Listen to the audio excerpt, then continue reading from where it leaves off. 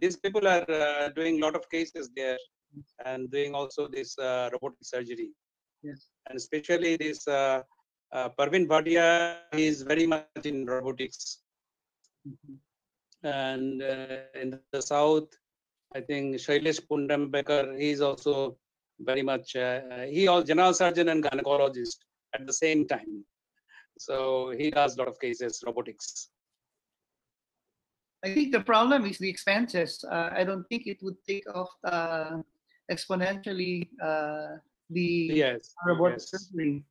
Probably. But India has this kind of people like who can pay. There are a lot of rich people there, and population is also very large.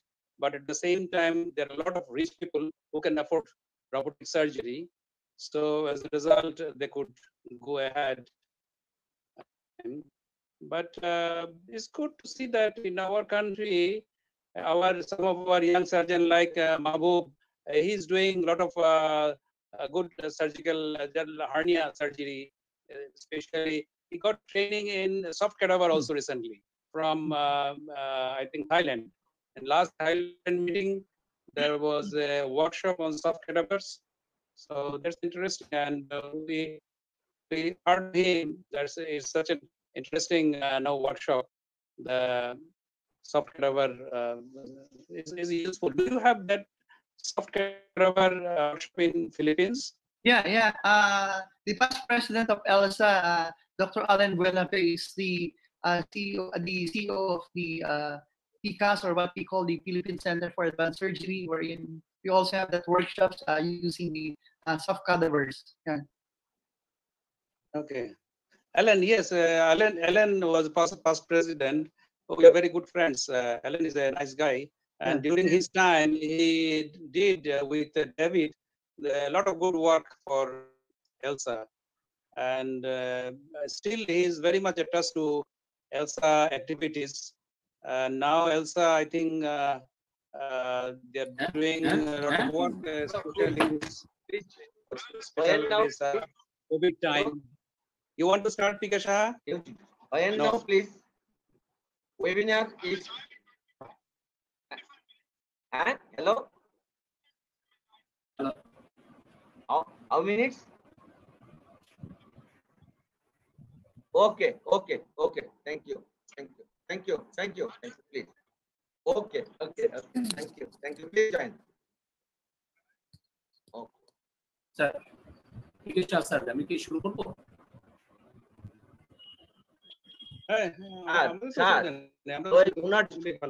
করতে একটু 20-25 minute মতো late হবে বোধহয় sir. আমার মনে হয় start করে দেওয়া যাবে কিনা স্যার? আমরা শুরু করে দিলাম। ঠিক আছে, আমরা শুরু করে দিই। তবে কি বলো? স্যার, না আমার মনে হয় স্যার শুরু করে দেন। সবাই তো শুরু করে দেন। আমি শুরু করি স্যার। হ্যাঁ, করো। Sir. Thank you, sir. Good afternoon. Assalamu alaikum. Welcome to live webinar. This is our second webinar on hernia surgery, and that is organized by the Shomalita Hospital, Pantapur.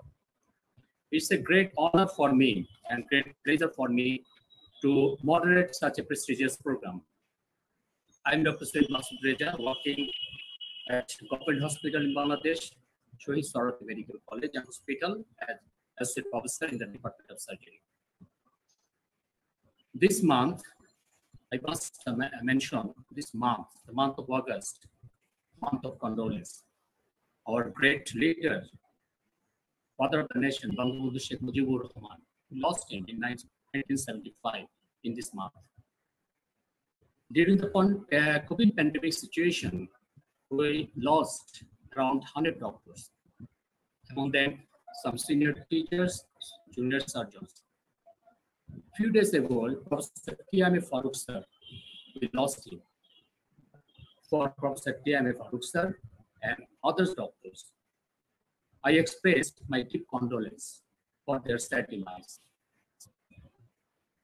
Today, we'll talk on E-TEP for inguinal hernia. Hernia surgery still is a challenging surgery for every surgeon, and most of the hernia still now is by open method.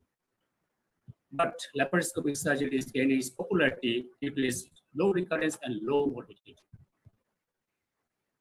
In our country, the few laparoscopic surgeons and centers, they are very much interested in doing the TEP for inguinal hernia, IPOM for ventral hernia. But E-TEP, that is the extended view of TEP, is a newer technique and newer method. Though it was introduced by the George Davis on 2012 for difficult inguinal hernia. But its indication is now extended. It is now applied in the ventral hernia, such as E-TEP RS and E-TEP R for very large ventral hernia where the compartment separation is needed. So I think the E-TEP open up the new era of laparoscopic hernia surgery. We learn today all the things from our learned speaker and also from our learned panel experts. First, I like to introduce our speaker. He's from Philippines, Dr. Domingo Sisanpan. When he is head of the Department of Surgery of Veteran Doctors Hospital and Medical Center, Philippines, and Board of Directors of Philippine Association of Laparoscopic and Endoscopic Surgeries.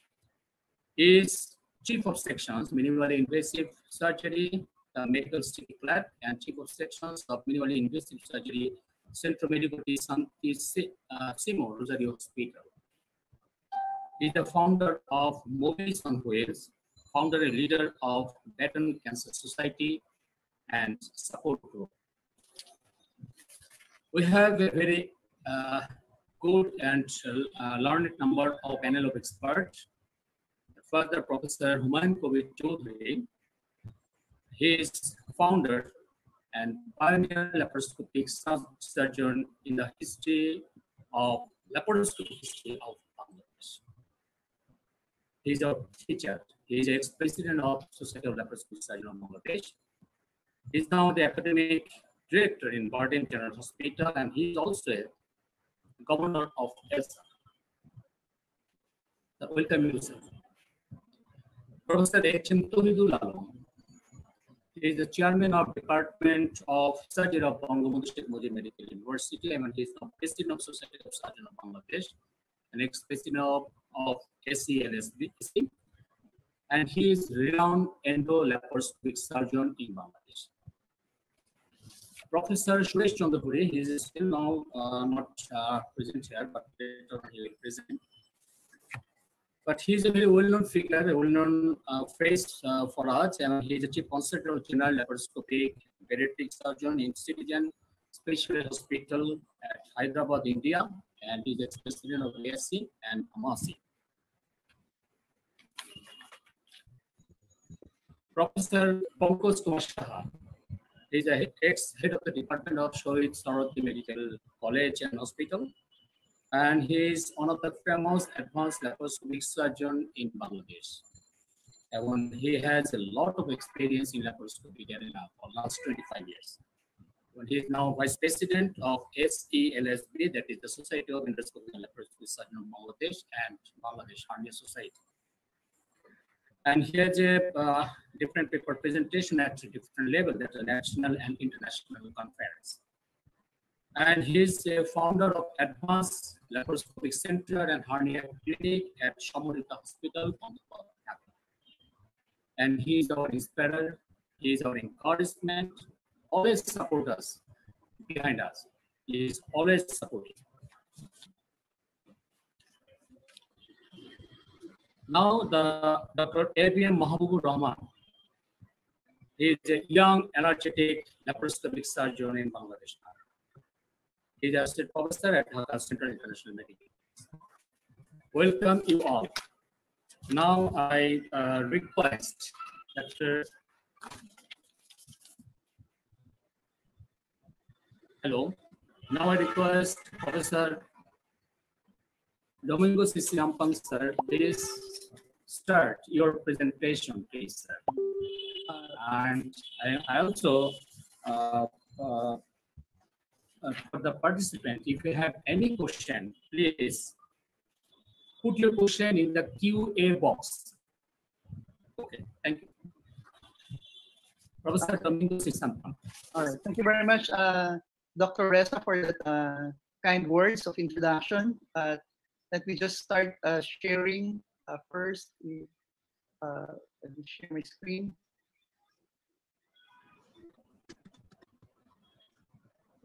Yes, sir. All right. We see your Before I picture. start, right. Before I start, just allow me to give my utmost to Professor P.K. Saha for the invitation. I am very much honored and humbled, and at the same time give my warmest greetings to all the respected professors of your land, and at the same time to all the surgeons from Bangladesh or other parts of the country who are tuned in here at our webinar. I remember Professor P.K. Saha asked me to talk about E-TEP access, and when I heard that there are a lot of younger surgeons in Bangladesh that are interested in going to the surgical discipline, I decided to create this lecture and made it ridiculously simple so that everybody be enticed and venture in this type of surgical technique. I have nothing to disclose except for the fact that I usually walk my talk and give respect to the abdominal wall whenever I enter and exit the abdominal cavity. And within the next 35 to 40 minutes, allow me to give some of the important landmarks that we need to know, especially associating this to our procedure. Discuss all about the posterior repairs of the inguinal region, as well as how it developed into the E-TEP concept, and discuss what are the further procedures that emerge from this E-TEP technique. And at the same time, show you some of the port positions of this different technique, and that eventually giving you the videos for this type of surgeries. For some, we were taught of the anatomy of the inguinal canal as well as the abdominal wall. And I remember from a single perspective, knowing the 8 layers from the superficial down to the deepest layer. And pretty much because of this anterior anatomy, we came up with the open tissue repair before. I remember doing Bazzini, Scholdice, and knock base. However, because of the recurrences, it was replaced by the open mesh repair, which is actually the standard technique right now, which is the Liechtenstein tension-free hernioplasty for the anterior open repair. However, when the minimally invasive surgery era came, it ignited a spark in the evolution of several approaches as well as the several techniques within the area of the inguinal area as well as the abdominal wall.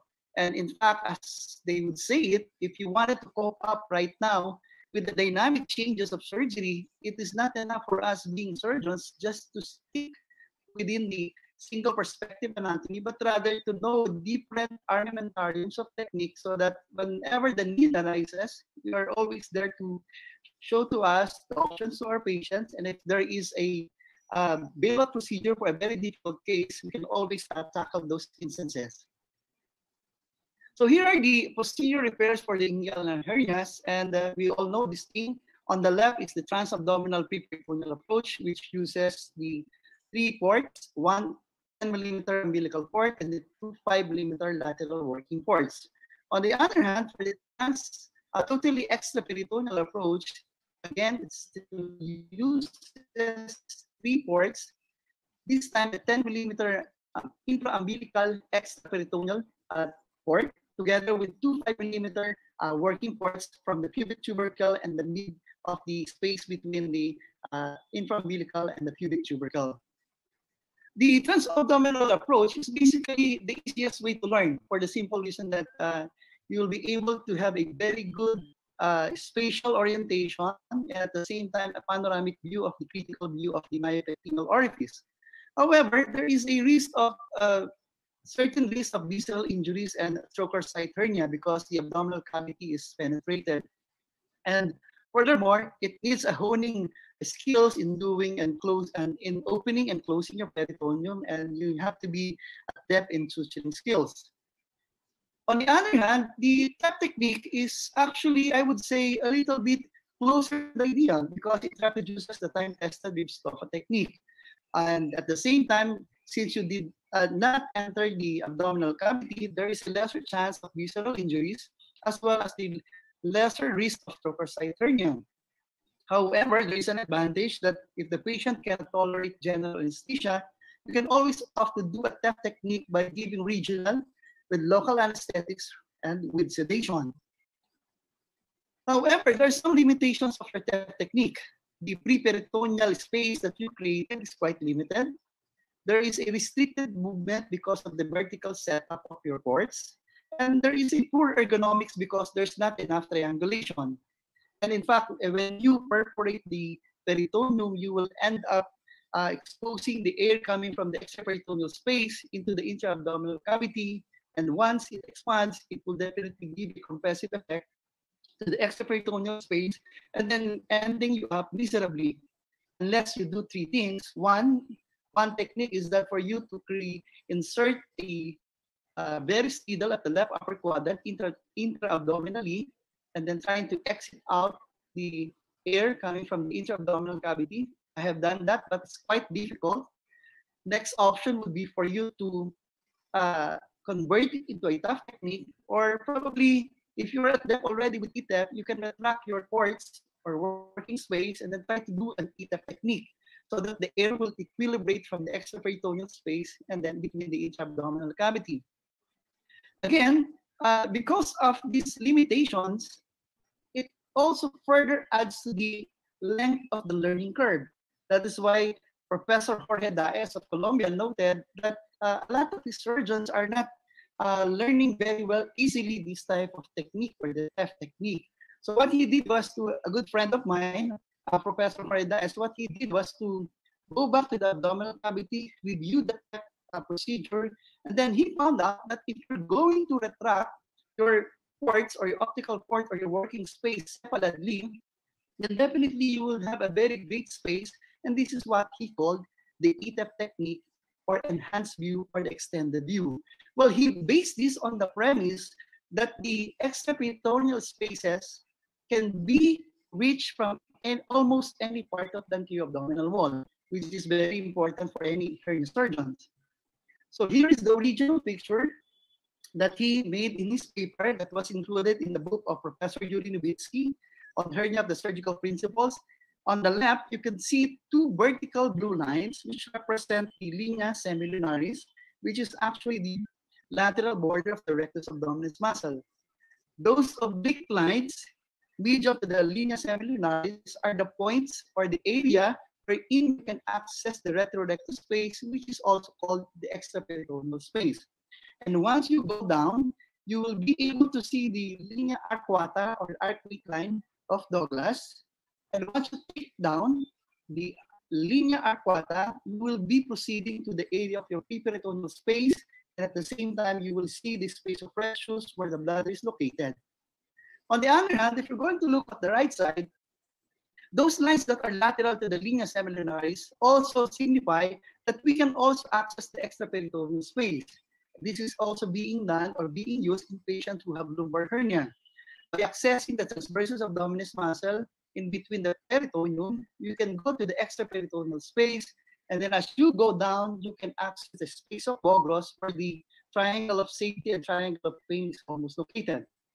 So this is how he told us that this is the basis for his E-TEP. So let us apply it now with the regards to the port placement, comparing TAP versus TEP and E-TEP. Here you can see on the top that it uses three ports, as we have mentioned, and almost horizontal on a horizontal plane, a little bit oblique depending on the site of the hernia. And for the TEP technique, the vertical port positions. And for the E-TEP technique, you will see here that what he did is to place the optical port 5 centimeters separately and 4 centimeters laterally in order for him to access the retrorectus space, and then proceeded going down to the area of the preperitoneal space. Here you can see a right inguinal hernia. The port placement of your E-TEP is that you place the optical port on the ipsilateral side of the rectus abdominis muscle. And what is good thing about is that you're going to look at the TEP technique the triangulation or the ergonomics, there is an acute triangulation. Whereas in TAP, there is a very wide distance between the two hands, and if you have a shorter arms, that would definitely give you some strain. On the other hand, if you're going to compare E-TEP, E-TEP has a moderate size of triangulation, and that would be very good ergonomics for somebody who's going to do surgery. Here, you can see the versatility of E-TEP.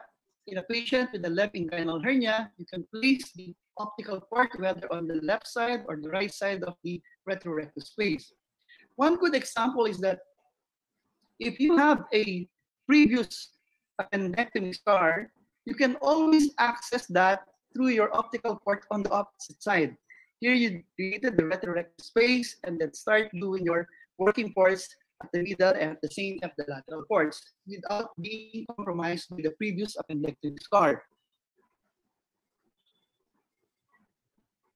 So for bilateral inguinal hernias, the difference is that you just add another 5mm working port on the other side. Again, you can always change your optical port from the left side or to the right side, depending on the need or depending at the same time on the preference of the surgeon who's going to do the operation. So in essence, the E-TEP technique is basically would benefit patients, for instance, those patients who are obese, who have a very big panus, and we all know that if you're going to insert your trocar, you're gonna have a difficulty or obstruction for that. And at the same time, we all know that the fats are a little bit thinner if it's above the umbilicus. And in those patients who have a shorter distance between umbilicus and pubic tubercle is short, again, E-TEP is very nice. And with previous pelvic surgery, again, it would be a very nice option for our patients.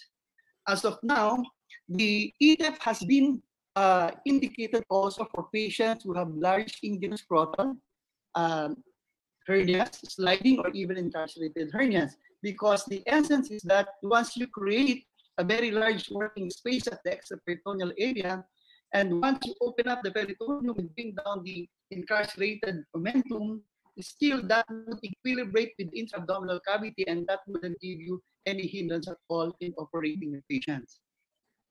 So for the salient features of E-TEP, it is actually fast and easy, creation of extraperitoneal space, and you create a very large surgical field, and that when you are presented with a very large defect and you wanted to place a very big mesh, you don't have any problem in deploying your mesh. There is a flexible port setup that is adaptable to many clinical situations and body habits of the patient. And since you have a triangulation, it's very easy for you to paritalize the cord structures as well as the management of the distal sac. And as I've said, there is equilibration of your air coming from the extraperitoneal and intra-abdominal space, so you don't have any problem with regards to opening your peritoneum. And at the same time, it's quite easy because of the great ergonomics for E-TEP. So let us compare this time the posterior repair for hernias, inguinal, at that, the TAP, the TEP, and the E-TEP. And you can see here,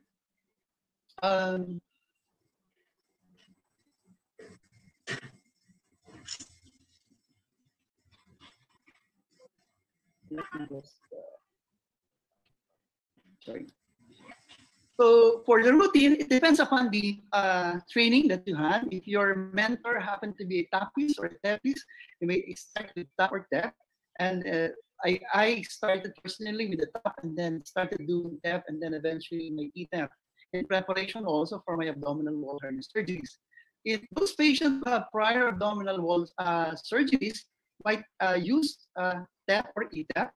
And for those with bilateral hernias as well, TEP and E-TEP would be very much indicated.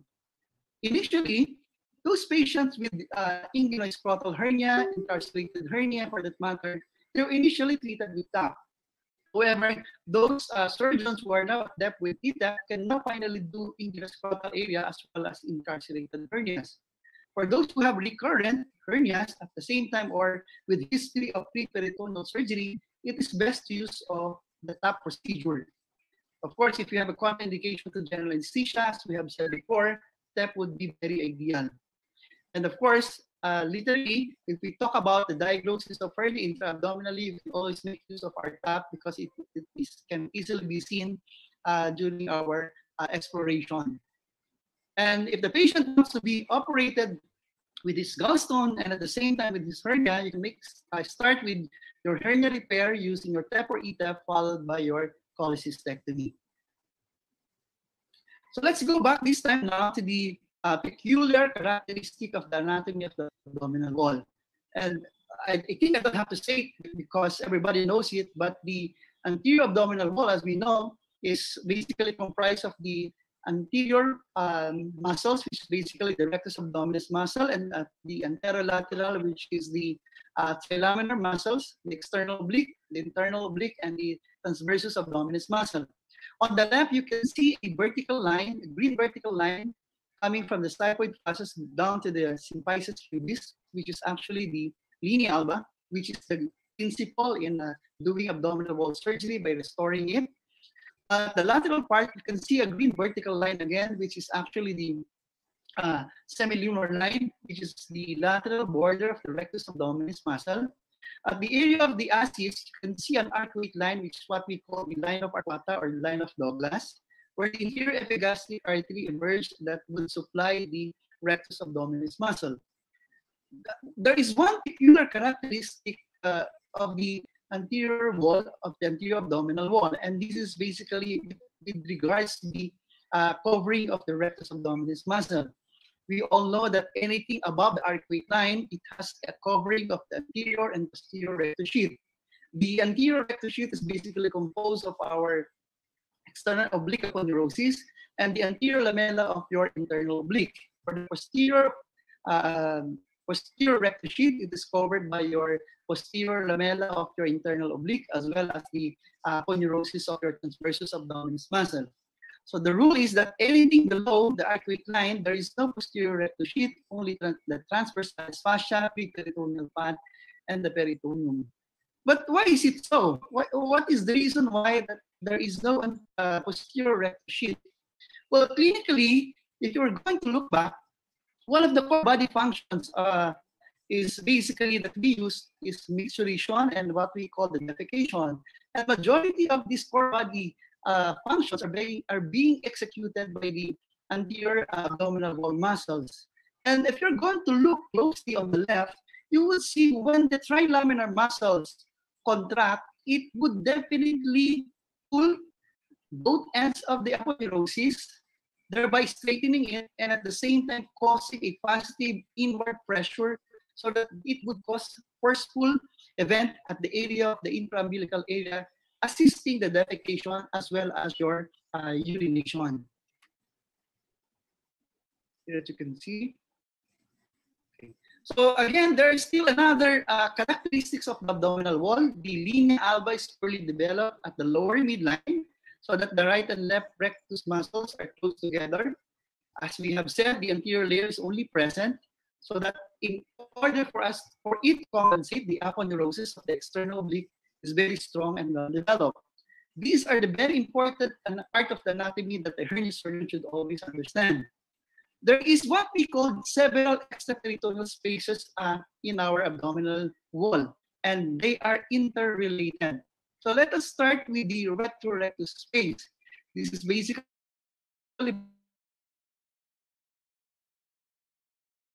and posteriorly by your posterior rectus sheath and inferiorly by your arcuate line. If you're going to dissect and take down the arcuate line, as we have mentioned earlier, you will end up going into the preperitoneal space where you do your inguinal surgery and then ending up at the space of rectus. And when you go laterally, you will go to the space of Bogros, and you will find the triangle of safety and the triangle of pain.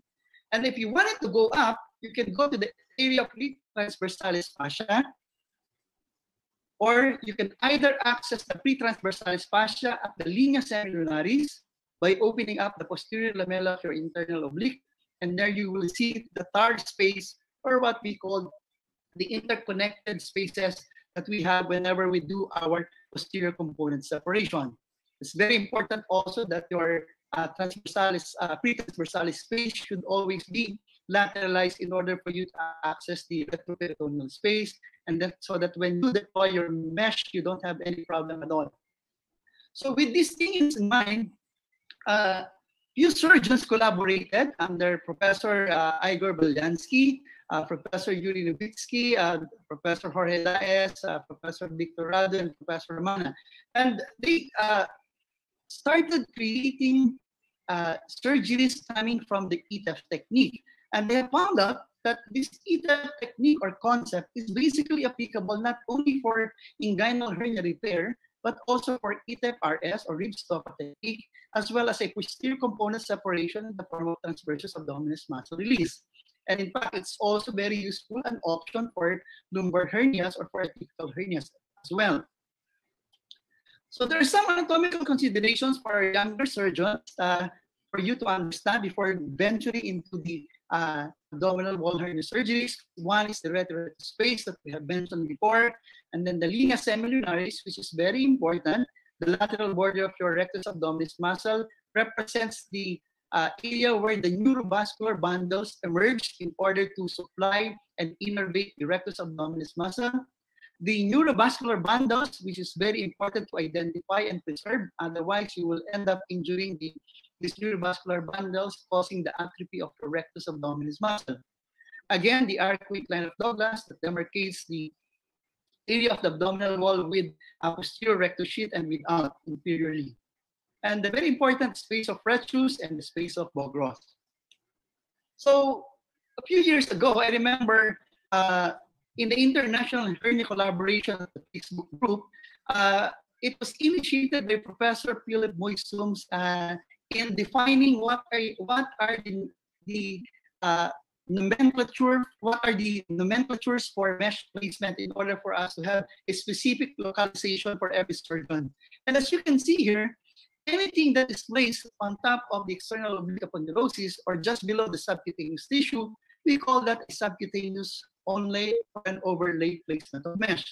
On the other hand, if we just try to bridge or connect the rectus abdominis muscle in the midline, that is what we call interposition or inlay. And if we put or we place the mesh underneath the rectus abdominis muscle, that is what we call the retrorectus or the sublate technique. And if we place the mesh just above the peritoneum, that is a preperitoneal mesh placement. And if it's below the peritoneum, it's an IPOM or the intraperitoneal or intra-abdominal mesh placement. So let's go closely and see what is really the area. Here is the onlay. Here is the inlay. Here is the retrorectus or sublate mesh placement. And there is such a thing as we have the preperitoneal and we have the intraperitoneal. However, there is such a thing as anterior component and posterior component. For the anterior component, you go under subcutaneously and then open up the external oblique aponeurosis and then place your mesh. However, because of the massive dissection of the cutaneous area, it causes some seromas and at the same time the skin necrosis. On the other hand, for the posterior component separation, for the younger surgeons, what you do is go into the retrorectus space, cut the posterior lamella of your internal oblique, and then go to the area of the transversus abdominis muscle, cut it, and then you will have the TAR space big enough for you to deploy your very big mesh afterwards. So let us look with this time on a three-dimensional view, what we call the spaces from the anterior and the posterior view. Here is what we call the preperitoneal space. As you can see on the right and on the left, simultaneously, we have the retrorectus space afterwards. And then as you go down and cut the arcuate line of Douglas, you will now have the so-called E-TEP space, or what we call the rib stopper space. And at the same time, if you go lateral and proceeded with the TAR space, you can see the very humongous space that you can see in a patient who's undergoing a posterior component separation. But again, I would like to give a precaution, especially to the younger ones. It's very important that you train with regards to TAR because you need to identify the neurovascular bundles, because once you have injured that, you will end up with a very catastrophic problem for your patient, and you will just add further injury to your patients. So in essence, E-TEP space is actually a retrorectus space, similar to a retromuscular, sublink space, or what we call the dystopic space, which is the giant prosthetic reinforcement of the visceral sac before. So it's very important before going into the operation, we know the proper positioning of our patients going to undergo E-TEP. And this time, I'm going to show to our younger surgeons the surgical conduct that I do whenever I am presented with an infraumbilical or umbilical ventral hernia. So this is how you do it if you're going to do an E-TEP RS or E-TEP star. So what you do is first place a 10mm optical port at the subcostal area, do your retrorectus dissection down to the inguinal area, and once you have done that, you can now start inserting another 5mm trocar, dissecting the area of the midline, as well as superiorly and laterally to the area of your neurovascular bundles. After which, you can now prepare the other side by inserting a 10mm optical port at the right retrorectus space, because this would guide you when you start doing your crossover. Because you can poke the trocar on the right side to the midline so that you will feel where the area of the trocar is located. So once you start now, you can now start crossing over. There is a technique here, because once you cross the linea alba, you will be going to the preperitoneal fat, and then you will later on go back to the retrorectus space. What I learned from my mentor is that he placed a needle at the area of the linea alba, so that would give me a guide intraoperatively where the linea alba is located.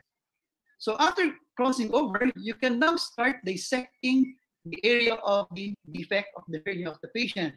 And then what you do is try to open up the sac, bring down the adhesions, bring down the incarcerated part of the hernia, and then close the roof, and then close the posterior rectus sheath, and then you can now deploy your mesh afterwards. For the upper part of the umbilical, or rather supraumbilical hernias, the ports are different. You can start here using your 10mm optical port, projecting it obliquely upward, and then you can start with another 5mm optical port, this time going to the midline and superiorly, and then this is followed by another 5mm working port, this time dissecting the lateral side, at the same time the medial as well as superiorly. Afterwards, you can now start the other side with your 10mm optical port using your optical dissection, and then place another trocar, dissecting the sac at the same time, opening up the defect. You can, it's an option to add another at this left subcostal space in order for you to totally clean up all the adhesions in the upper or supraumbilical area. So this is the actual video. I would like to give credit to my mentor, Professor Dr. Sarfaraz Beg, who lent me these videos, and this is for the teaching purposes. It's very beautiful. So what you do is that once you enter the subcutaneous tissue, you will identify the white glistening structure, which is basically the anterior rectus sheath. Open that up, you will see the reddish structure, which is the rectus abdominis muscle, and posterior to that would be your posterior rectus sheath. Others would use balloons, but for us, it's very expensive. So what you can do is you can either make use of your finger, or you make use of your gauze, or you can make use of your optical dissection, or you can make use of the blunt umbilical trocar. So once you have done that, this is the initial view that you're going to see in the endoscope. Below the whitish thing is the posterior rectus sheath, and as you go down, you are now going to see the posterior rectus sheath below at the inferior level. Superiorly would be your rectus abdominis muscle. You just have to continue that, and with the aid of your insufflation, that will give you enough space, and you can see the arcuate line there, and the Cooper's ligament down, as well as the inferior epigastric artery. So once you have done that, you are now ready to do your midline crossover. For the orientation, here is the head of the patient, as you can see on the right side. Here is the left rectus abdominis muscle, our linea alba, and our posterior rectus sheath. As you see, simultaneously on the right, we are dissecting, crossing over. That is the area of the linea alba. You can see the preperitoneal parts there, and you will have to insert the needle so that you will be guided later on, because you're going to transfer to the other side. That will take at least a few centimeters. There is a trick here. If you think that on the opposite side, you cannot see the rectus abdominis muscle, then you are on the wrong plane. It's very important that once you are at the opposite side here, you need to identify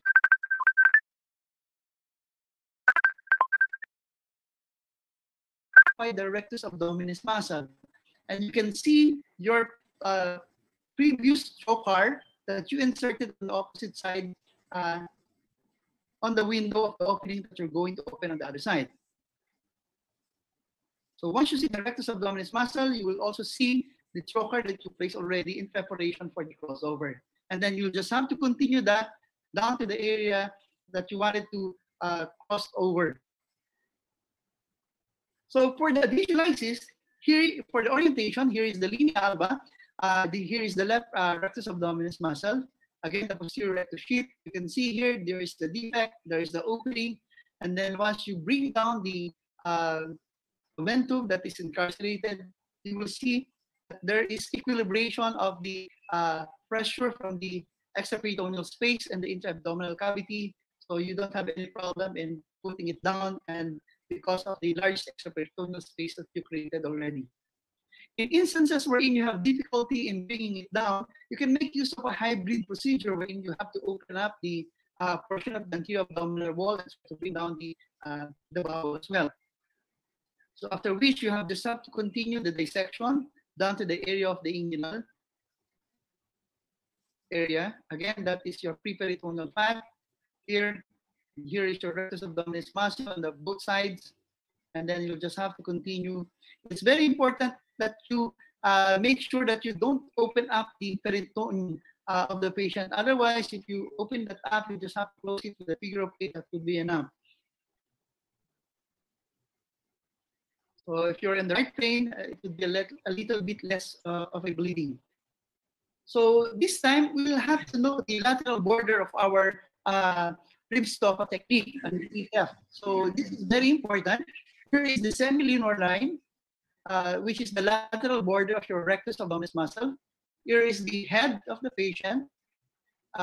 There is the neurovascular bundles that you can see here. So what we're going to do, here is the posterior rectus sheath. So what we're going to do is start dissecting medially to the neurovascular bundles in order for it to preserve and not injure the neurovascular bundles. Okay. We're just trying to remove some of the tissues in order for us to have a very good deployment of our mesh so that it wouldn't fold on the sides. As you can see, you were able to identify it, and I'll just clean it. And then that would be the end of your lateral dissection for your ribstopper technique. However, if you wanted to go into a TAR, you have to open that up. That posterior lamella of the internal oblique, which is medial to your neurovascular bundles. So the next thing that you're going to do is to close the defect. This is quite a little bit of a technical problem. When I was starting doing it, I had a really problem in closing the loop. But one thing I learned is that from my professor is that you have to make use of your needle in a prone position, in a clockwise position. Well, others would do it in a counterclockwise, but I've learned is a clockwise in a prone needle position. One thing also that would help is that you make use of a barge suture or a bill-up or a static fix by J&J's.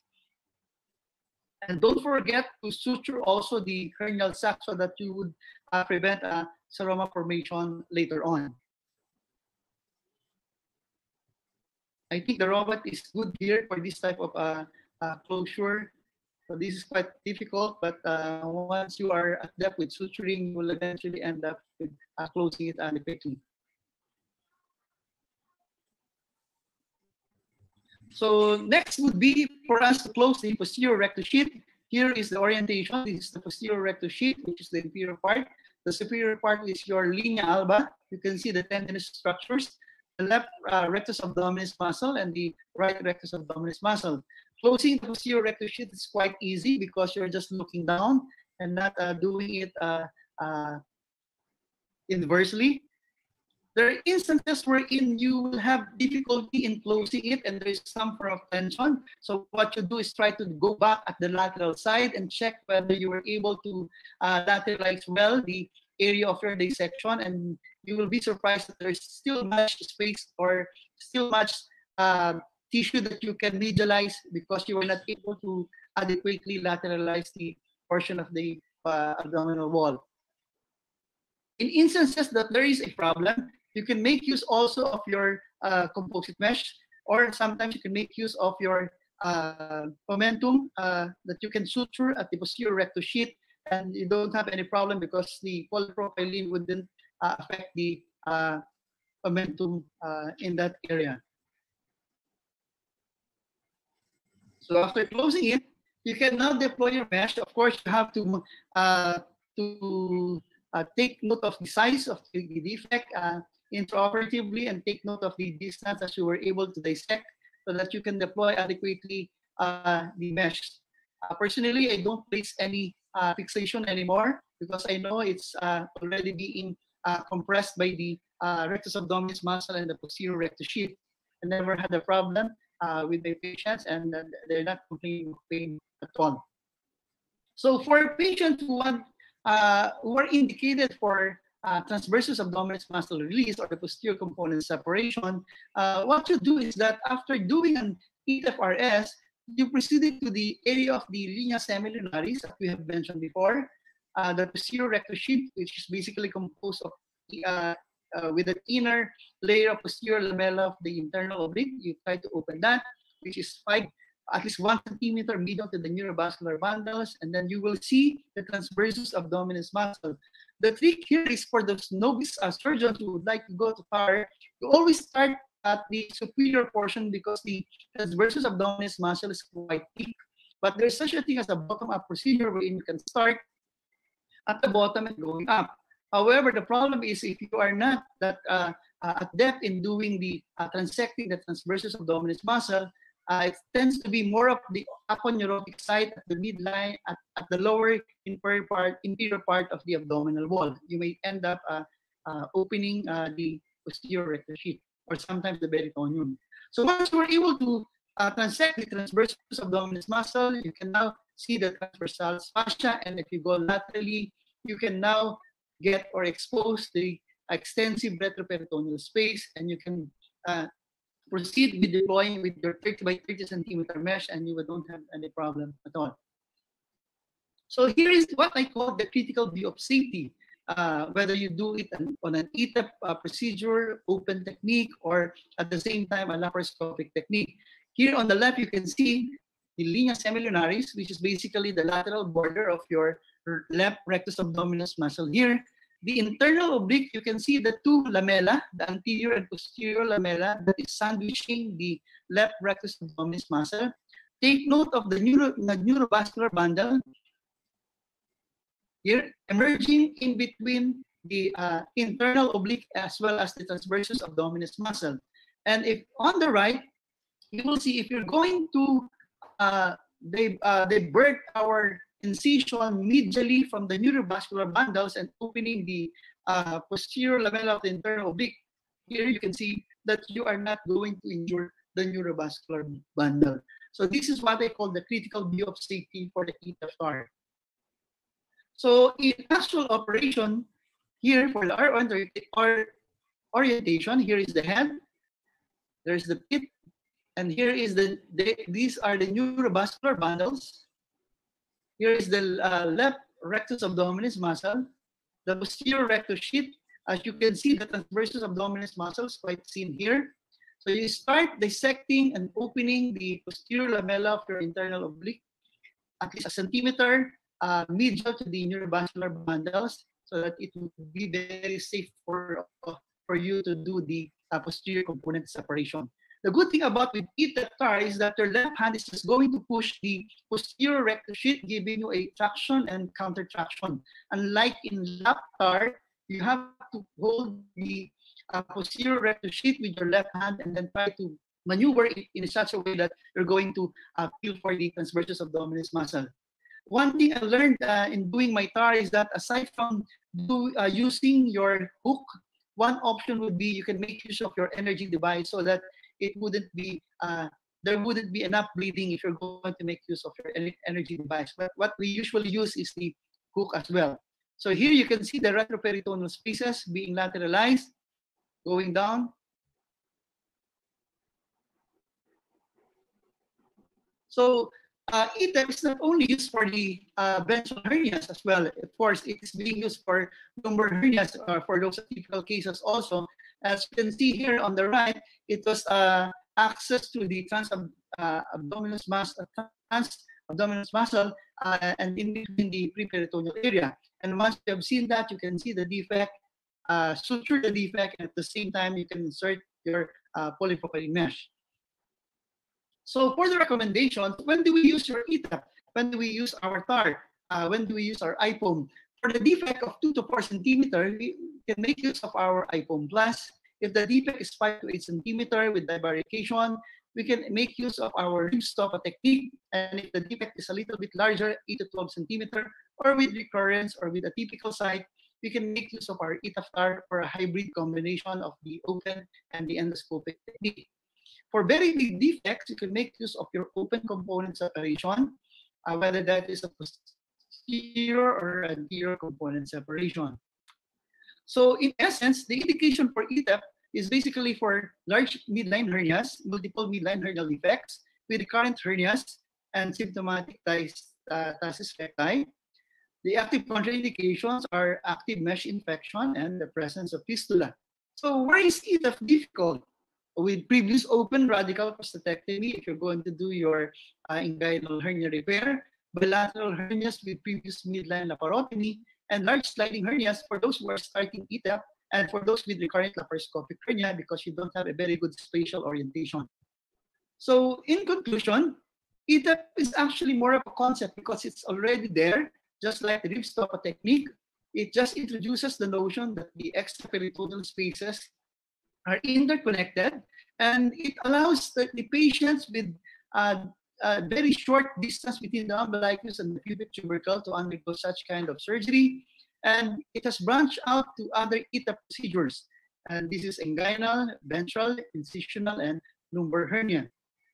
So for my tips to our younger surgeons, I think if you wanted to learn E-TEP, you might want to start your inguinal hernias with TAP first, knowing the good panoramic view of that myopectineal orifice, then proceed with TEP, and then E-TEP. Or you can start with the TAP and then proceed with E-TEP. And always, if you're going to do an abdominal wall hernia surgery, always start with an open technique so that you will be familiarized with the actual anatomical tissues that you're going to dissect, and at the same time, followed by a laparoscopic approach and later on with your endoscopic approach. And I think this is the way to advance safely. Again, I wanted to tell our younger surgeons that it's very important that we should always master the anatomy. We'll never go wrong once we know the anatomy. And of course, always go into workshops or further trainings so that our technique will be honed. And of course, incorporating the new technology in this type of surgery. And lastly, it's very important if we're dealing with hernias, especially the abdominal wall hernias, it's very important not just to take note of the hernia factors, but also the patient comorbidities, the wound factors associated with the hernia, as well as the capability of the surgeon who's going to do it.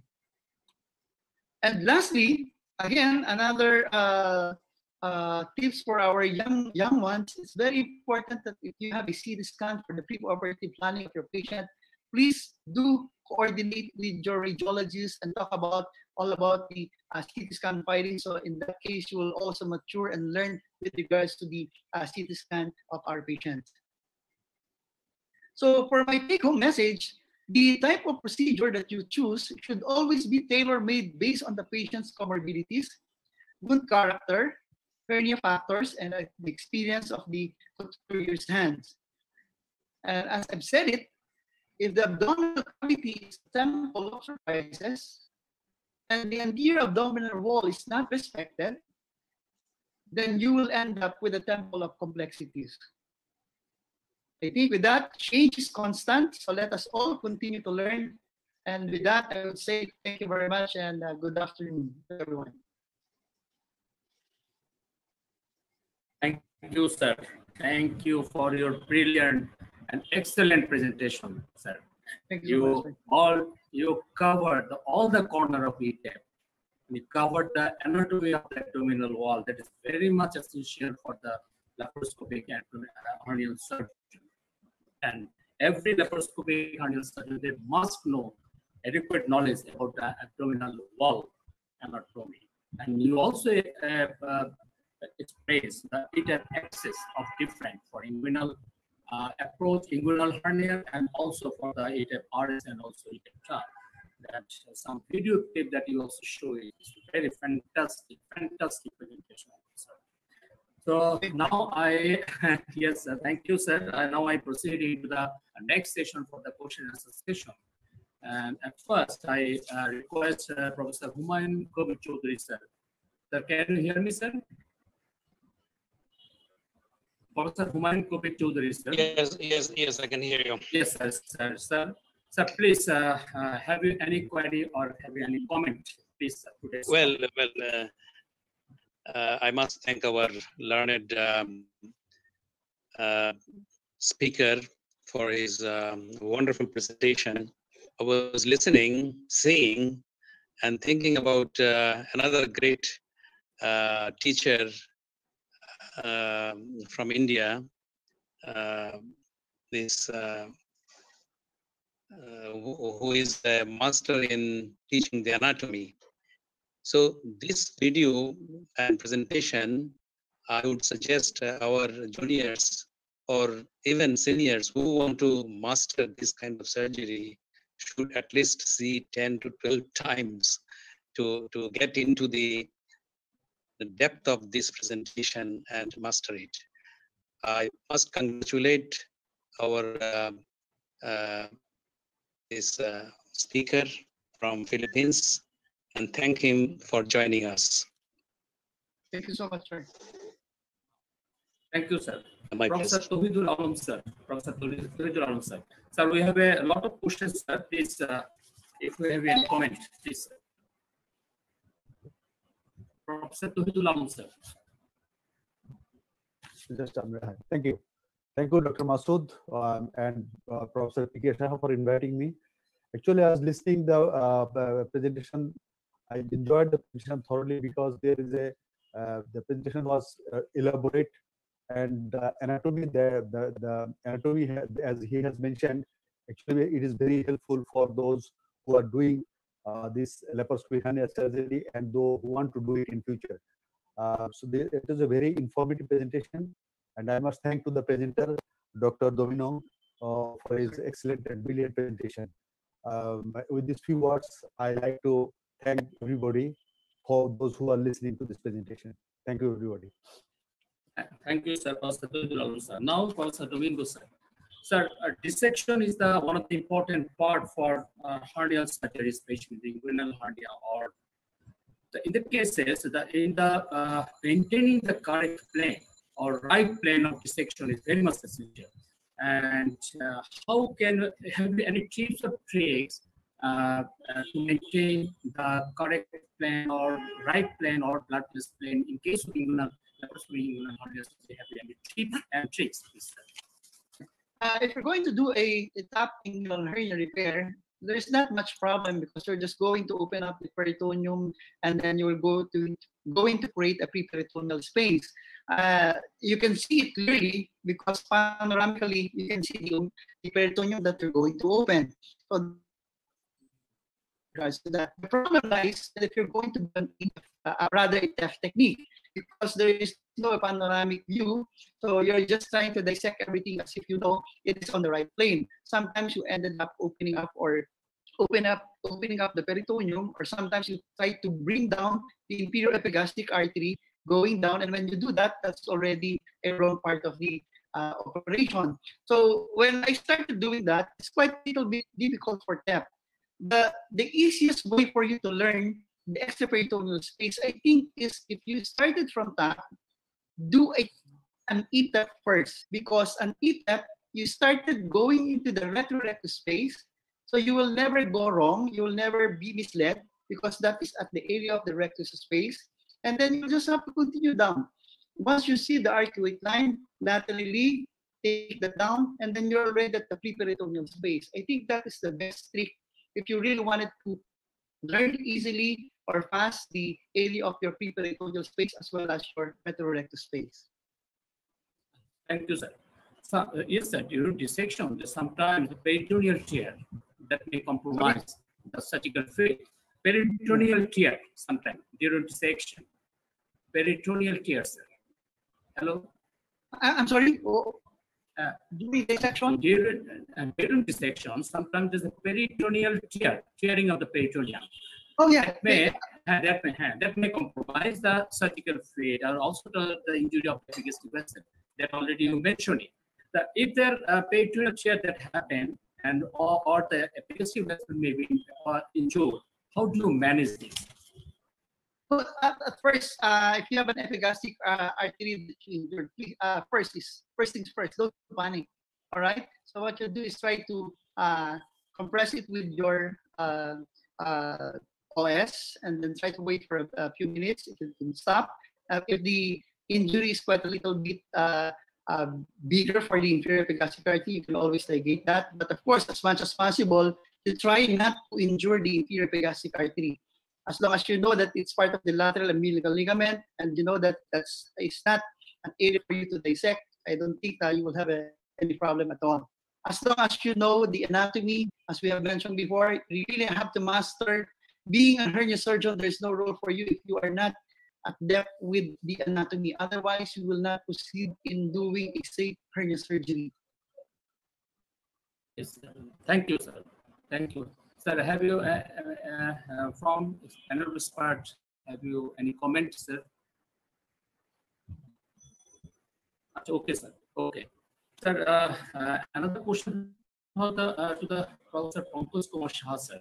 I know that you are, sir, Pankaj Kumar Shah, sir. Yes, yes. Can you hear me, sir? Yes, sir. Yes. We know that you are doing a lot of TEP for inguinal hernia surgery, and you are really it's a better experience in case of TEP surgery. Which one that you can, what's the opinion, whether the TEP or E-TEP for inguinal hernia? What's your opinion, sir? First of all, congratulations, Dr. Hori from India, joining to us. Congratulations, Hori. Congratulations. Yes. Oh, yes, sir. Professor Suresh, sir. Yes, Congratulations, yes. sir. And congratulate Professor Hamsal, Professor Mustafizur Rahman, Professor Salman Sultana also. First of all, the question is that which one is easy for the beginner? I think main important thing is you have to understand the anatomy. We are usually oriented during MBBS course, anterior approach is we are oriented. But endoscopically, laparoscopic hernia, the posterior view, endoscopic view, we are not usually acquainted during the study. But when you have to do the laparoscopic procedure, TAPP, TEP, or E-TEP, whatever may be the procedure, anatomy is the main thing. You do not go for any misinterpretation of the structure of the muscle, vessels, and nerves. Be calm and quiet. I think for the younger surgeon, I should say, first of all, you have to go TAPP, then E-TEP, and TEP. I think now E-TEP is the easy procedure for the novice surgeon to expand the E-TEP ER event. I think so. Thank you, sir. Professor Humayun Kabir Choudhury, sir, have you any opinion or have you any comment, please, sir. Do add something, sir. Professor Humayun Kabir Chaudhary, sir. Can you hear me, sir? Oh, no. Professor Suresh Chaudhary, sir. Welcome you, sir. Sir, how are you, sir? Yeah, I'm sorry. Sir. Yes, sir. Do you add something, sir? Yeah. One of my friends was admitted to a hospital, COVID positive, so I had to go and arrange some plasma and come back. So I'm sorry. I think Do you add something, sir? E-TEP or TEP? Which one is the best one? as Dr. Pankaj Kumar Saha has rightfully mentioned, for the beginners, they should probably start with the TAPP. Then learn, earlier we used to tell them from TAPP they should go to TAP, but now I think E-TEP is better for them to, easier for them to learn because manipulation, large amount of space for the instruments to go in and come out, and that is far more easier than TEP. So I feel like for inguinal hernias, they should move from TAP to E-TEP. TEP is slowly coming down and E-TEP is getting more and more popular nowadays. Thank you, sir. Thank you. The Professor Domino, sir, does the patient just come to you with a 4 centimeter midline defect? That is the 4 centimeter midline defect. That is the ventral hernia. Which one you prefer? That is IPOM or E-TEP? Well, if I'm going to make use of a composite mesh, I'll rather do an IPOM plus. Close it first and then place my composite mesh. I think that would be one of the best options for this patient. Well, of course, you can also make use if the patient has no capacity to buy the composite mesh, and if you are only presented with ordinary polypropylene mesh, then I'd rather go to the E-TEP or peritoneal access as well for this patient. Sometimes the problem with decision making sometimes also has something to do with the expenses of the patient. So I think that's also a problem why some of the laparoscopic procedures in some places are not taking off because of the different expenses for these associated procedures. I don't know in your place, but sometimes it's a problem for us also. The question also include whether there is a bowel which is there inside the sac, whether the bowel is adherent, what are the types of adhesions, are they dense, is there a past history of putting on a open hernia mesh or any such thing. All these things do matter. It is not only the size of the defect that matters in deciding whether you're going for an E-TEP or a IPOM. I think if you are worried about the bowel, you go in intraperitoneally and then release all the adhesions, and then as sir has rightly mentioned, you can go by IPOM. But if you want to do a E-TEP for a thin sac with the bowel adhesion, stuck bowel, I think E-TEP is not a good procedure for such scenario. Professor Domino, sir, have you any comment or have you any add something? Well, I totally agree with Professor. If there is a irreducible hernia, the bowel within the content, within the sac, what is your option? That's the IPOM or E-TEP? Well, actually, if there's a difficulty in bringing down the bowel from the hernial sac, I would opt to do safely a hybrid method. If you wanted to go to E-TEP, open the anterior abdominal wall, bring that down, and then I can proceed with an E-TEP technique. It's very important for us to do the surgery safely. So I think that would be the best option. Yes, sir. Professor Humayun Kabir, sir. Professor Humayun Kabir, sir, can you hear me, sir? Sir, Professor Tawhidul Alam, sir, can you add something, sir? Yeah. I'm totally agree. I totally agree with the presenter because those who are the beginner, definitely they have to start with the TAPP. Then what our practice was TAPP, then we started TEP. But now I think from listening from the speaker and everybody, I think it is better to start with TEP. I do agree with the speaker only. And regarding the addition in the hernia sac, definitely we should take care of the content first. We don't do injury to the gut, but it is safer. What Dr.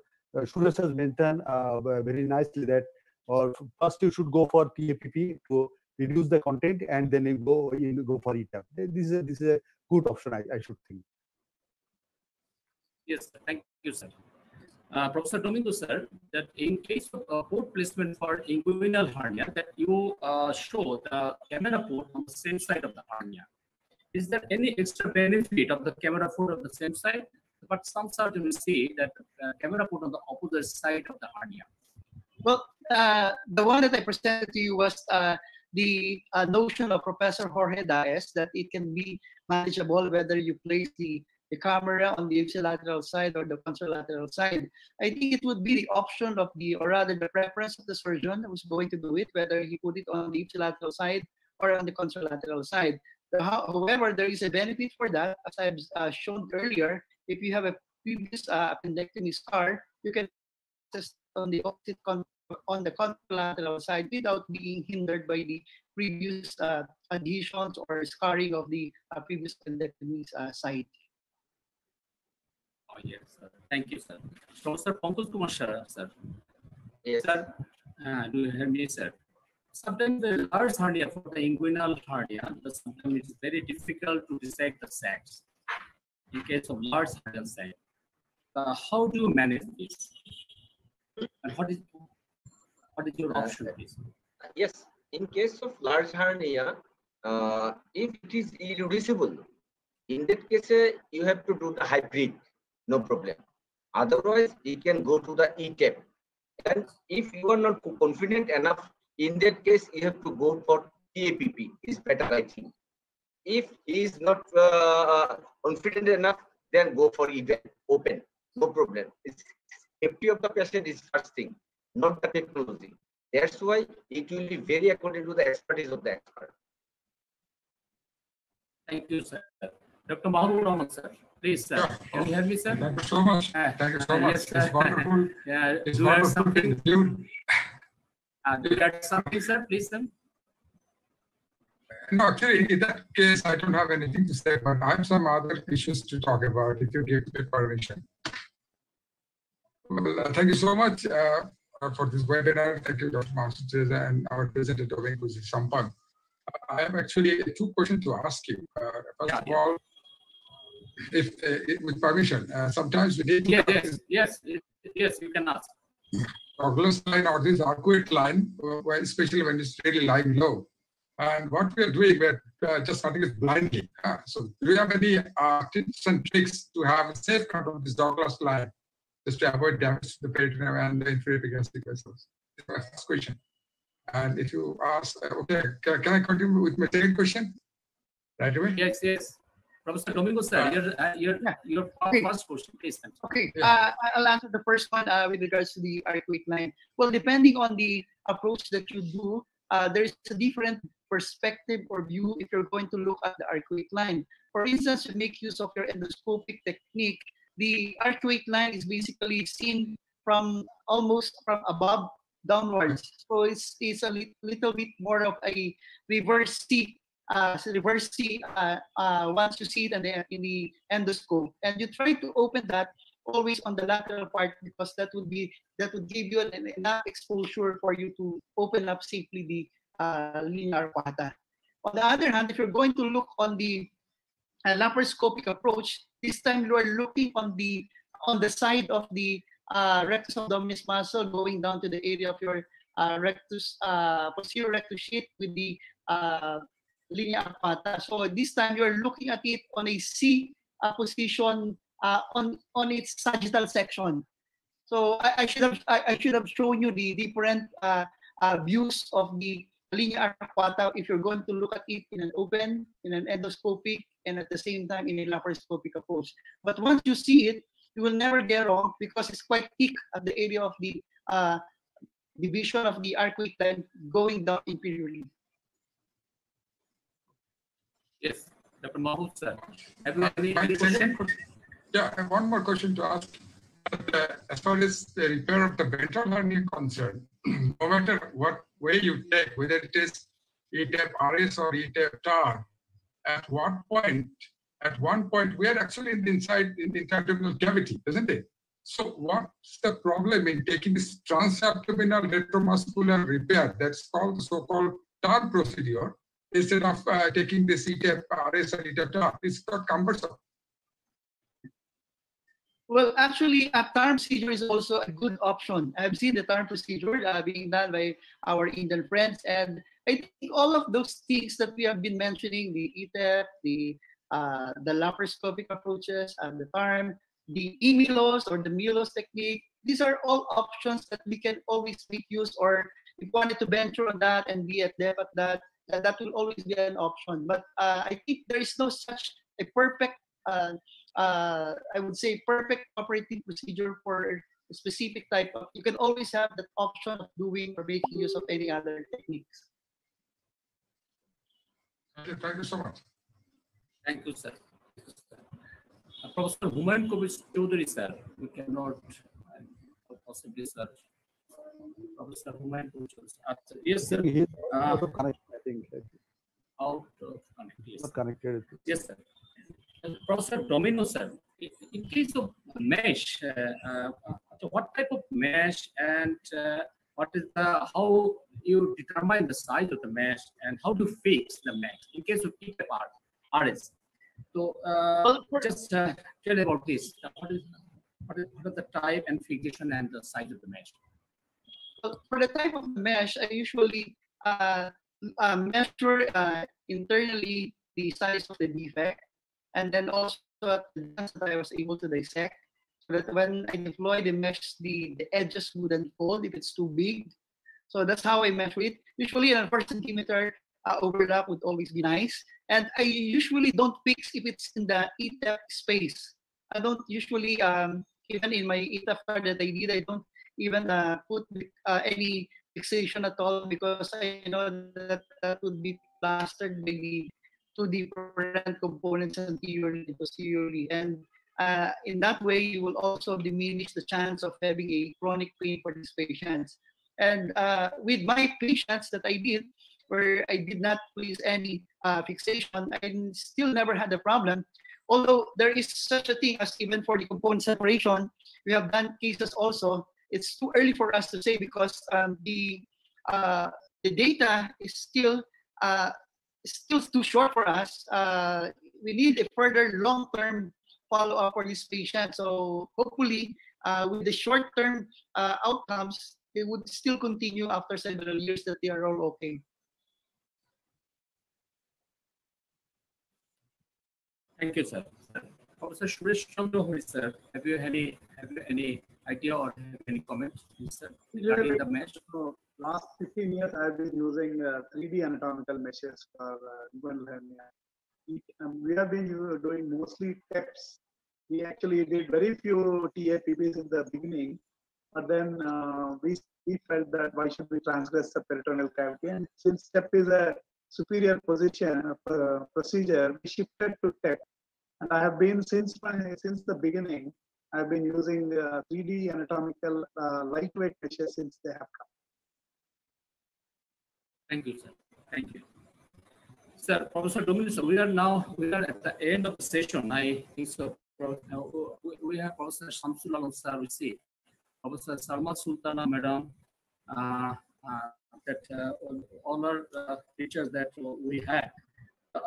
In the seroma, the postoperative complication, that seroma is one of the complications that what is the management of the seroma condition? How many days that you observe, and what is the intervention that you should take? Professor Domingo, sir. Well, the case of seroma. Yeah. Well, for me, in my patients, whenever I do an E-TEP RS or, for instance, or E-TEP TAR, I usually make use of my preference is to place a Jackson Pratt or drain. So that's why I don't have any soromat at all. But depending on the amount, well, sometimes if it's not infected, you can try to give a conservative management to your patient and just observe. But if it's too enormous, then that's a real problem. You'll have to get it out and do something about it. But basically, for me, as part of my prophylactic safetiness for these patients, I usually place a Jackson Pratt or drainage for these patients. Professor Pankaj Kumar Shah, sir. And make it also Yes, sir. Yeah. How many days will you put the drains? Well, sir, for me, I'm a very conservative surgeon. It depends upon the output of the drain. It's still a little bit too many. I still have to wait and see if it's still too many. Actually, the seromas do occur after the first week. So the purpose of putting a drain in the first 3 to 5 days does not usually serve any purpose. And then most of the seromas do occur sometimes even after the second week. And the patient comes after a suture removal for the next visit, he will find seromas. So maybe, I don't know, but seroma incidence, unless the seroma is not infected, we just simply observe the seroma and then leave it alone. Over a period of time, it gets absorbed. You have to convince the patient that it's not a recurrence, it's only a seroma, and most often they do agree and they don't pressurize you to do anything. Is there any role of compression bandage or drain? We do that. Surgery. Is there any role of compression bandage? We do it as a routine, but I don't think it makes much of a difference. The main important point is doing a good dissection, quick dissection, and coming out quickly. If you have a lot of bleeding and all those things, then probably the incidence of seromas are higher. Thank you, sir. Thank you. Thank you, sir. We are at the end of the session. Professor Samsul Alam, sir, that we have. Please, sir, Samsul Alam, sir. Have you any comments, sir? Please, sir. Please unmute yourself. Good afternoon, everybody. I'm sorry that I was a latecomer here, but I enjoyed the last part of the presentation of Dr. Domingo. And about the TEP, as I have emphasized in the last webinar, that E-TEP is a very promising technique. Although the long-term data is not with us, even the short-term data is very promising, particularly for managing the ventral hernias. If the ventral hernia is more than 4 centimeters, E-TEP is the answer, I think, because it has got many advantages, particularly the closure of the defect, and most importantly for our country, the cost of the mesh. We can use an ordinary mesh in TEP, and composite mesh is very costly for IPOM. That's why I think the E-TEP has got the future. I'm very happy that you have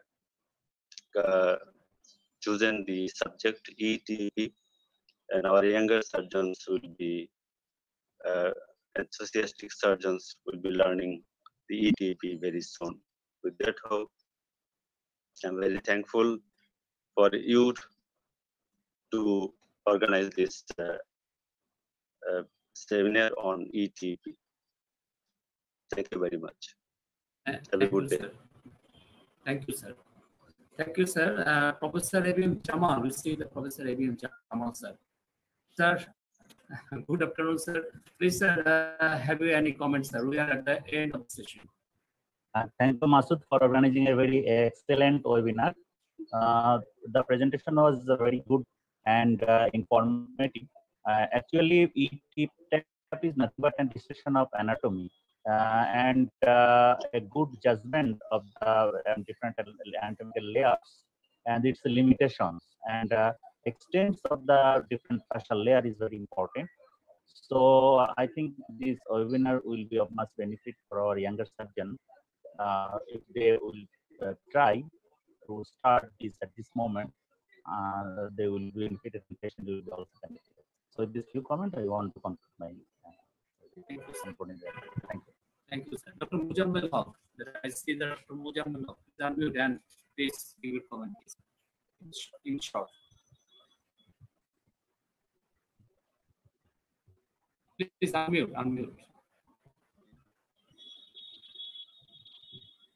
Thank you, Masood, for for giving me some time for saying something. Actually, I joined the webinar at the end because I missed the lecture of the Domingo.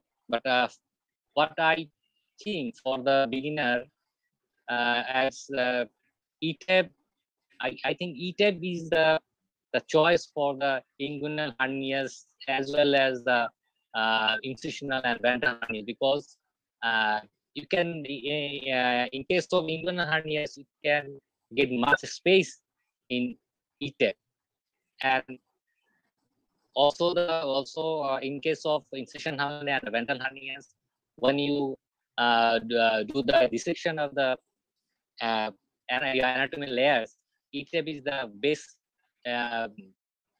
choice for the ventral and incision hernia, because you can use you can dissect well, and you can place the mesh either rectorectus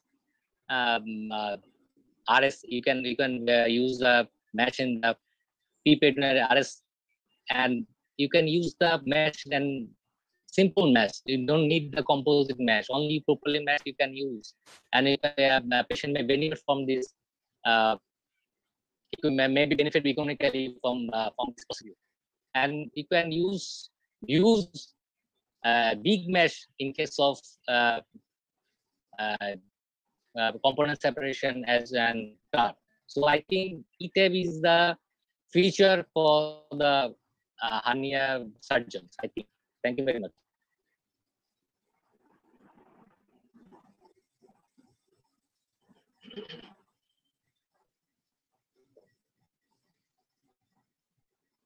Thank you, Masood.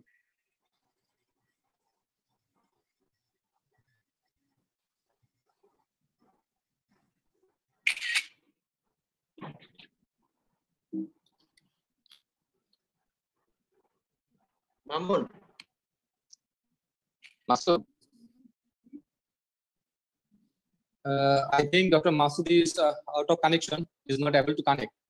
So thank you everyone. I think we're almost at the end of the session. So I'd like to invite Dr. Suresh for your conclusion speech, sir. Yeah, I think as I have told you initially, E-TEP, the advantage of E-TEP is, it gives you a dissection. I mean, there was somebody, I think Dr. Mahbub was asking about the arcuate ligament. When you do a routine TEP, you will have some difficulty in cutting the arcuate ligament because the camera is too close, and sometimes you experience problems and you end up in opening the peritoneum. And sometimes you even injure the inferior epigastrics. But these things are gotten over by an E-TEP, and your surgery becomes much more easier when compared to a TEP. And E-TEP is a easier and less complicated procedure. So I think the choice of procedure in inguinal hernias is definitely E-TEP. I don't fully agree with the point that more than 4 centimeters, again, E-TEP is a procedure, because I have already mentioned that it all again depends. If it is an incisional hernia, it all depends on the contents and the adherence of the contents to the peritoneum. The third thing is, again, in ventral and incisional hernias, the peritoneum is a lot thinner. So when you try to do an E-TEP for an incisional hernia and a big sac through the extraperitoneal space, and when you are trying to use a monopolar current, I have seen several instances of E-TEP ending up with opening the peritoneal cavity to a large area or injuring the bowel and the omental bleeding to a large area. So my advice, as Dr. Domingo has rightly said, if the hernia is very big, instead of trying to be a very you don't want to show off yourself by doing a E-TEP or a laparoscopy, do a hybrid procedure, handle all the bowels nicely. Since you are a surgeon experienced with doing good open surgery, you can do a adhesive of the small intestine much more comfortably without injuring even a little of an intestine, without perforating or damaging the bowel. You can do a good hybrid repair then if you want, you can go in and do a intraperitoneal onlay of a composite mesh. I don't agree, being in India, being in Hyderabad, I don't agree that cost is a factor to most of my patients. I tell my patients, don't bother about the cost. What you need is to have a recurrence-free repair. So I don't agree that. I think we should not think about the cost to the most of the patients. We try to do cutting down the cost. If the peritoneum is thin, or if there are multiple cuts in the peritoneum when you are doing an E-TEP and you put a polypropylene mesh, I have seen myself, a lot of people come with lots of bowel additions to the polypropylene mesh. Even if you put it in the pre-peritoneal space, the tendency of bowel addition, I could see my own patients whom we did a TEP repair come with bowel additions in that area. That particular plane. Leading protocol. So, my opinion is E-TEP is a wonderful procedure for inguinal hernia, but I still feel it's a long time, especially umbilical hernias. It is very difficult. Anyway, the peritoneum gets opened up at the level of the umbilicus during the umbilical hernia dissections. The omentum is tightly packed in the umbilical hernia. Again, E-TEP, you tend to get the peritoneum open. The only thing you should ensure is in E-TEP is to prevent an omental bleeding and a bowel perforation. So if you can do these two things, maybe E-TEP is a procedure of choice in future for incisional hernias too. Thank you. Thank you very much. Thank you, sir. Thank you, sir, for sharing your experience. Thanks a lot. Hello, Mamon. Sir. Hello. Hello. Hello, Dr. Muzammil. Hello. Yeah. Acha, Mamun, Dr. Muzammil, yes. You are doing some surgery in the E-TEP surgery. Please, if you want to give any comment, please, very shortly. We are at the end of the session. Yeah, I am Dr. Muzammil, Rashid Medical College Associate Surgery. As we know that there is extensive surface area of dissection. Is there any chance of post-operative more pain, or the seroma formation chance is more or not? Professor Domingo, sir. I'm sorry, I didn't get the question. The question is, sir, there is a big surgery. There is a large surgical field that, in case of E-TEP, that produced. So whether it is there is chance of seroma and postoperative any other complication, there's more chance of postoperative complication. Is there any? Then TP. Yes. Is there any chance of more chance of postoperative complication than TEP? Are you asking what are the possible complications of E-TEP versus TEP? Sorry. He's asking whether the postoperative pain is more in E-TEP than TEP. Oh, well, I still have no data about it, but of course, if you're going to compare it, there's much dissection in E-TEP. However, the majority of the pains usually in hernia repair is basically secondary to being hit by the sutures or being attacked by the taps. But I think if you're just going to open the top space and then without any fixation, the pain wouldn't be that much at all. I also believe that I don't do any fixation in E-TEP for hernia. I just put a 3D anatomical mesh properly and leave it and come out. So the pain when you put a proper lightweight mesh without fixation is far less than anticipated. Totally agree, Professor. Yes, sir. Thank you, sir. Thank you, sir. Now, Professor Pikesha, sir. Now, I request the Professor Tuidul, sir, please give any comment, please, sir. Last comment, please, sir. Please unmute, sir. Again, thank to the organizers and both of our speakers for attending this webinar and particularly inviting me. As I have mentioned earlier in my talk, these techniques, that's the from definitely it is a better technique, and it is for the beginner, those who are doing hernia surgery, for them it is definitely it's a good option. Particularly, I enjoyed the presentation because the presentation is more or less oriented towards anatomy, and which is actually needed for hernia surgery, because hernia surgery basically is a good anatomical exercise. So if our junior surgeon, they follow this anatomy and they, as Professor Humayun Kabir is mentioning, if they repeatedly see this anatomy and exercise it, definitely for them it will be easier to do surgery. And a good number of surgeons are in our country are doing hernia surgery. We have got a society particularly on hernia surgery, and I know Professor Samsul Islam and other surgeons, they are doing. Dr. Mahabub, they are doing good surgery. Okay, Professor P.K. Shah, Professor Shomiron, there are good number of surgeons they are doing hernia rationally. And I hope this subject will develop in this country very soon. In this few words, I would like to conclude my speech here. Thank you, everybody. Thank you very much. Thank you very much. Lastly, I request the UniHealth and UniMed for their and RAS TV for today. They are the scientific partner for this program. Therefore, their tremendous support. Mr. Washim, do you want to talk something? Hello, sir. Good afternoon, everyone. It was really a pleasure and honor for me to host this meeting. UniMed UniHealth always promotes these scientific programs, and they want to do the same for the future. So I thank everyone for this meeting, and thank you all. Thank you, sir. Thank you. Thank you. Now the Professor P.K. Shah, sir.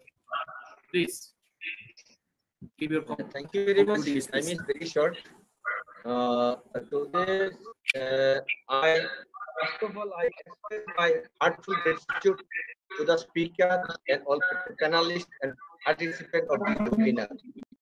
And I also give my thanks to the participants and who will make the webinar successful. And I request the younger surgeon to come forward to do the hernia surgery very smoothly. The hernia is common disease, diagnosis is easy, but the operation is difficult. Recurrence rate should be the main point for us. We have to take care, whatever may be the procedure we have to do, according to the need of the patient, we have to decide which procedure should be the best for that patient. And first of all, I thanks to our panelists, speaker, foreign faculty, and audience also. And last of all, I also give a thanks to the SCI company and STV for their active participation and doing their highest effort to make it great success. Thank you very much. Thanks to all. Thank you. Thank you very much. Thank you all, sir. Thank you. Thank you. Thank you very much. Sir. Thank you, sir. Thank you. Thank you. Thank you, Domino. Thank you, Dr. Suresh. Okay, ভালো আছেন? Suresh sir. Suresh sir, are you with us? না না sir চলে গেছেন। Domino sir আছেন। আছে Mamun.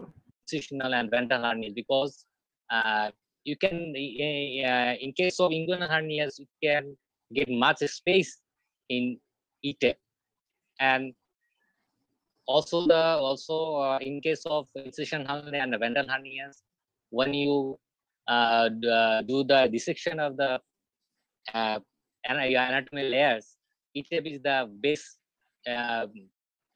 choice for the ventral and incision hernia, because you can use, you can dissect well, and you can place the mesh, either rectorectus, RS. You can use the mesh in the pepaternary RS, and you can use the mesh in simple mesh. You don't need the composite mesh. Only propylene mesh you can use, and you can patient may benefit from this. You can maybe benefit economically from this procedure, and you can use big mesh in case of component separation as an TAR. So I think E-TEP is the feature for the hernia surgeons, I think. Thank you very much.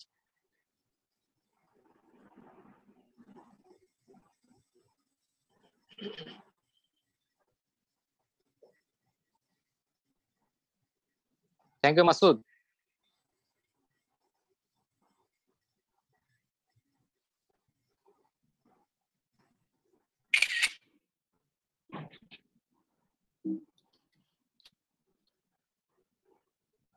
Mamun. Masood. I think Dr. Masood is out of connection, is not able to connect. So thank you everyone. I think we're almost at the end of the session. So I'd like to invite Dr. Suresh sir for your conclusion speech, sir. Yeah, I think as I have told you initially, E-TEP, the advantage of E-TEP is, it gives you a dissection. I mean, there was somebody, I think Dr. Mahbub was asking about the arcuate ligament. When you do a routine TEP, you will have some difficulty in cutting the arcuate ligament because the camera is too close and sometimes you experience problems and you end up in opening the peritoneum. And sometimes you even injure the inferior epigastrics. But these things are gotten over by an E-TEP, and your surgery becomes much more easier when compared to a TEP. And E-TEP is a easier and less complicated procedure. So I think the choice of procedure in inguinal hernias is definitely E-TEP. I don't fully agree with the point that more than 4 centimeters, again, E-TEP is a procedure, because I have already mentioned that it all again depends. If it is an incisional hernia, it all depends on the contents and the adherence of the contents to the peritoneum. The third thing is, again, in ventral and incisional hernias, the peritoneum is a lot thinner. So when you try to do an E-TEP for an incisional hernia and a big sac through the extraperitoneal space, and when you are trying to use a monopolar current, I have seen several instances of E-TEP ending up with opening the peritoneal cavity to a large area or injuring the bowel and the mental bleeding to a large area. So my advice, as Dr. Domingo has rightly said, if the hernia is very big, instead of trying to be a very you don't want to show off yourself by doing an E-TEP or a laparoscopy. Do a hybrid procedure, handle all the bowels nicely. Since you are a surgeon experienced with doing good open surgery, you can do a adhesiolisis of the small intestine much more comfortably without injuring even a little of an intestine, without perforating or damaging the bowel. You can do a good hybrid repair. Then if you want, you can go in and do a intraperitoneal onlay of a composite mesh. I don't agree, being in India, being in Hyderabad, I don't agree that cost is a factor to most of my patients. I tell my patients, don't bother about the cost. What you need is to have a recurrence-free repair. So I don't agree that. I think we should not think about the cost to most of the patients. We try to do cutting down the cost. If the peritoneum is thin, or if there are multiple cuts in the peritoneum when you are doing an E-TEP and you put a polypropylene mesh, I have seen myself, a lot of people come with lots of bowel adhesions to the polypropylene mesh. Even if you put it in the preperitoneal space, the tendency of bowel adhesion, I could see my own patients whom we did a TEP repair come with bowel adhesions in that area. So I agree the polypropylene meshes in that particular plane. Leading production. So Medical leading opinion is E-TEP is a wonderful procedure for inguinal hernia, but I still feel it's a long time, especially umbilical hernias. It is very difficult. Anyway, the peritoneum gets opened up at the level of the umbilicus during the umbilical hernia dissections. The momentum is tightly packed in the umbilical hernia. Again, E-TEP, you tend to get the peritoneum open. The only thing you should ensure is in E-TEP is to prevent an omental bleeding and a bowel perforation. So if you can do these two things, maybe E-TEP is a procedure of choice in future for incisional hernias too. Thank you. Thank you very much. Thank you, sir. Thank you, sir, for sharing your experience. Thanks a lot. Hello, Mamun. Sir. Hello, Dr. Mozammel. Hello. Oh, yeah. Dr. Mamun, Romeo. Dr. Mozammel, yes. You are doing some surgery in the E-TEP surgery. Please, if you want to give any comment, please, very shortly. We are at the end of the session. Yeah, I am Dr. Mozammel, Rajshahi Medical College Associate Professor Surgery. as we know that there is extensive surface area of dissection. Is there any chance of postoperative more pain or serum of corrosion chance is more or not? Professor Domingo, sir. I'm sorry, I didn't get the question. The question is that there is a big surgery, that is the large surgical field that in case of E-TEP that produced. So whether it is there is chance of seroma and postoperative any other complication, there is more chance of postoperative complication. Is there any? Then TEP. Yes. Is there any chance of more chance of postoperative complication than TEP? Are you asking what are the possible complications of E-TEP? Versus TEP. Sorry. He's asking whether the postoperative pain is more in E-TEP than TEP.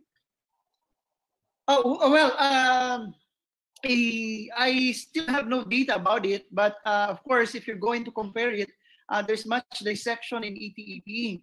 However, the majority of the pains usually in hernia repair is basically secondary to being hit by the sutures or being attacked by the attackers. But I think if you're just going to open that up space and then without any fixation, the pain wouldn't be that much at all. I also believe that I don't do any fixation in E-TEP for hernia. I just put a 3D anatomical mesh properly and leave it and come out. So the pain when you put a proper lightweight mesh without fixation is far less than anticipated. Totally agree, Professor. Yes, sir. Thank you, sir. Thank you, sir. Now, Professor Pikesha, sir. Now, I request the Professor Tohidur Alam, sir, please give any comment, please, sir. Last comment, please, sir. Please unmute, sir. Again, thank you to the organizers and both of our speakers for attending this webinar and particularly inviting me. As I have mentioned earlier in my talk, these techniques, let's see, from TEP, definitely it is a better technique and it is for the beginner, those who are doing hernia surgery, for them it is definitely it is a good option. Particularly, I enjoyed the presentation because the presentation is more or less oriented towards anatomy, and which is actually needed for hernia surgery. Because hernia surgery basically is a good anatomical exercise. So if our junior surgeon they follow this anatomy and they, as Professor Humayun Kabir is mentioning, if they repeatedly see this anatomy and exercise it, definitely for them it will be easier to do surgery. And our good number of surgeons are in our country are doing hernia surgery. We have got a society, particularly on hernia surgery. And I know Professor Samsul Islam and other surgeons they are doing. Professor Dr. Mahabub, they are doing good surgery. Professor P.K. Saha, Professor Shomiron. There are good number of surgeons that they are doing hernia rationally. And I hope this subject will develop in this country very soon. In this few words, I would like to conclude my speech here. Thank you, everybody. Thank you very much. Thank you very much. Lastly, I request the UniHealth and Unimed for their and RAS TV for they are the scientific partner for this program. They are for their tremendous support. Mr. Washim, do you want to talk something? Hello, sir. Good afternoon, everyone. It was really a pleasure and honor for me to host this meeting. Unimed UniHealth always promotes the scientific programs and they want to do the same to the future. So I thank everyone for this meeting and thank you all. Thank you, sir. Thank you. Thank you. Now the Professor P.K. Shah, sir. Please. Give your thank you very much. Time is very short. Today, first of all, I express my heartfelt gratitude to the speaker and also the panelists and participants of this webinar. And I also give my thanks to the participants and who will make the webinars successful. And I request the younger surgeon to come forward to do the hernia surgery very smoothly. The hernia is common disease. Diagnosis is easy, but the operation is difficult. The recurrence rate should be the main point for us. We have to take care, whatever may be the procedure we have to do, according to the merit of the patient, we have to decide which procedure should be the best of that patient. And last of all, I thanks to our analyst, speaker, and foreign faculty and audience also.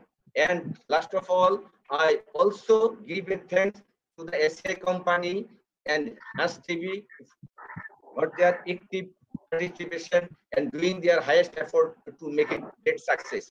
Thank you very much. Thanks to all. Thank you. Thank you very much. Thank you all, sir. Thank you. Thank you. Suresh, sir. Thank you very much. Sir. Thank you, sir. Thank you. Thank you. Thank you, Adumino. Thank you, Dr. Suresh. Bye. Hello, sir. You are watching Raj TV, Jagorone